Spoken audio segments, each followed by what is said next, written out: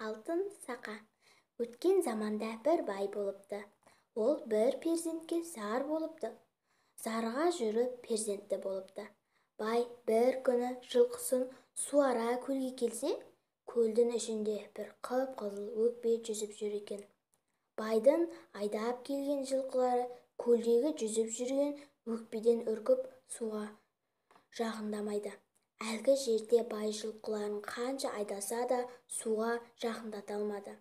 Сол кезде бай тұрып судағы жүзіп жүрген өкпені қорықпен түртіп көреді. Өкпе суға батып кетіп, әлден уақыттан соң жалмауыз кемпір болып судан шығады да байдың жағасынан алып кетеді. Байдың көзі алақтандай болып қорқып кетеді. Бай жалмауыз кемпірге: «Ат басындай алтын берейін, қоя бер», деді. Жалмауыз кемпір жібермеді.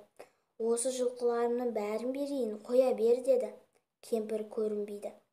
Кемпірден сасып: «Енді не берейін?» деді. «Жалғыз баланды бер, жіберейін», деді. Бай жалғыз баласын бермек болды. Кемпір байды қоя берді. Кемпір байға: «Баланды қай жерде бересің?» деді. Сонда бай: «Ертең көшемін, сонда баламның алтын сақасын жұртқа тастап кетейін. Сен жұртта сол сақаның жанында отырасың», деді. Сонымен бай жалмауыз кемпірге уәдесін беріп, жылқыларын айдап кетіп қалды. Ертеңде көшеде жалғыз баласының алтын сақасы ұмыттырып жұртқа тастап кетеді. Ауыл жаңа қонысқа көшіп барады. Асық ойнайын десе, сақасы жоқ бала алтын сақасын жоқтап жылайды. Сонда әкесі: «Кеше көшіп жүрген жұртта қалыпты, барып алып келе ғой», деді. Бала бармақшы болды да әкесінен: «Әке, қандай тайға мініп барайын?» деп сұрады. «Жылқышыдан сұрап мін», деді бай. Жылқышы балаға: «Құрағыңды құлдырлатып, жүгеніңді сылдырлатып, жылқыға бар, қай тай бетіне қараса, соны мін», деді. Бала құрағын құлдырлатып, жүгенін сылдырлатып жылқыға келсе, шетіндегі бір қотыр тай балаға қарай қалады. Бала сол қотыр тайдың ұстады да жүгендегенде тайдың қотыры жазылады. Үстіне ер салғанда дөнен болады. Айылып тартқанда бесті ат болады. Бала үстіне қарғып мінгенде тұлпар болып көзді ашып жұмғанша жұртқа жетіп келеді. Жұртқа келсе, алтын сақасы ошақ басындағы тезек түбінде жатыр екен.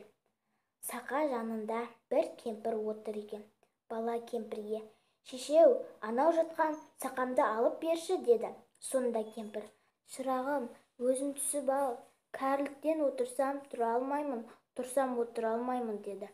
Сонда бала: «Мен жастықтан түссем міне алмаймын, мінсем түсе алмаймын», деді. Сонда баланың тайы сақаның жанына жатып қалды. Бала үзіндейден аяғын суырмай сақаны іліп алды. Тай тұра қашады.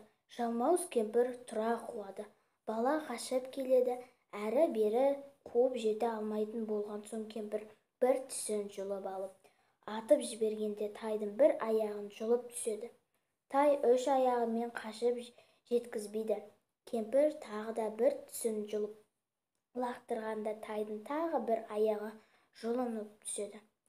Тай екі аяғымен шауып бара жатып жолындағы бір бәйтерекке кез болады. Тай әлсірейді. Терек жанында бара бергенде бала тайынан секіріп түсіп бәйтеректің басына шығып кетеді. Жалмауыз кемпір бәйтерек түбінен кешке дейін қазады.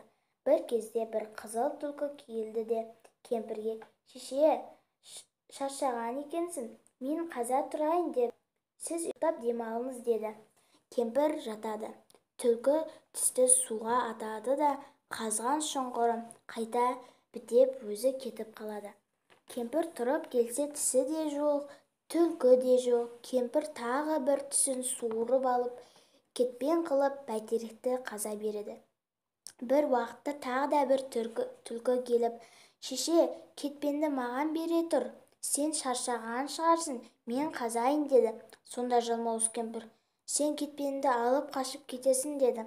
Сонда түлкі: «Ол қырдың қызыл түлкісі, мен сайдың ақ түлкісімін.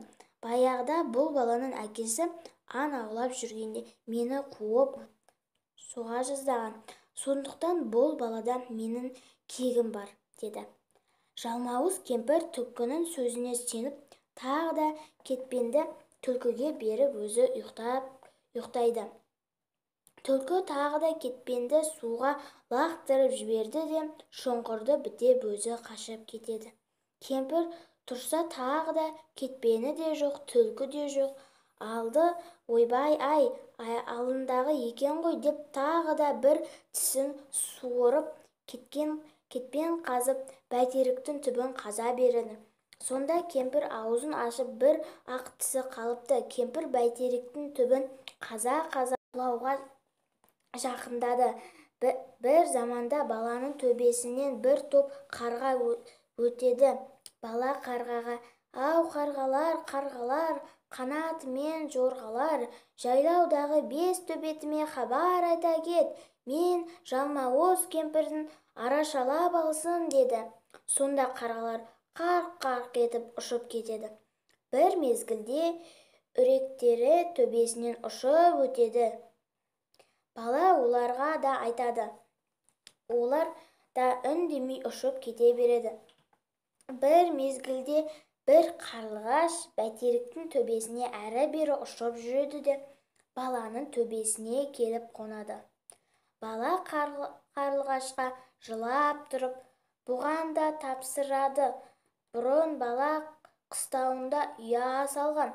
Қарлығаштың балапандарына тимей, бұларды жақсылап өсіп, ұшырып жіберді екен. Сондықтан бала қарлығашпен дос екен.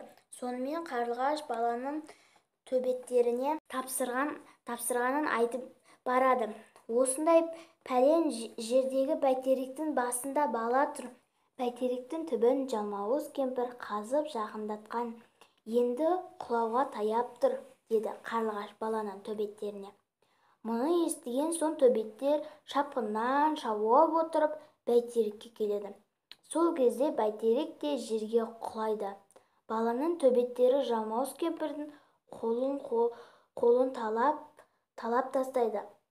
Бала төбеттеріне кезек-кезек мініп, еліне аман-сау жетеді.